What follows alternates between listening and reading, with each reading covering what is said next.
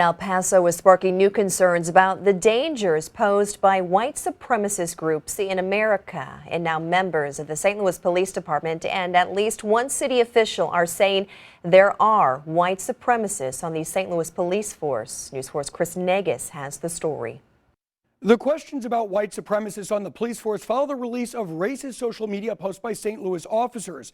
As News 4 reported in June, 7 officers were pulled off the street as a result. Now St. Louis officers are telling CBS News on the record they believe there are white supremacists on the force.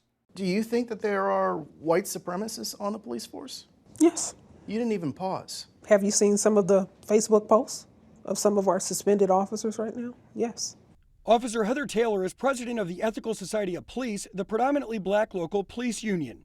Taylor points to the recently uncovered racist posts from around the country, including some from 22 current St. Louis City officers, like this one that compared Black Lives Matter to the KKK. St. Louis Police says it is addressing the issue with implicit bias training that became mandatory 2 months after Michael Brown's shooting death in 2014. But Taylor and another officer dispute that. Have you been through it? No, it was optional.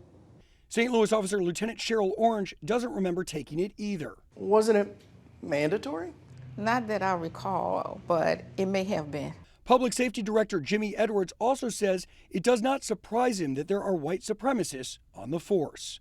We had an officer tell us she knows that there are white supremacists on the police force. I'm not surprised. My job is to root that person out. Because of the social media post, St. Louis Circuit Attorney Kim Gardner has added another 22 officers to the so-called exclusion list, meaning prosecutors will not work with those officers in criminal cases.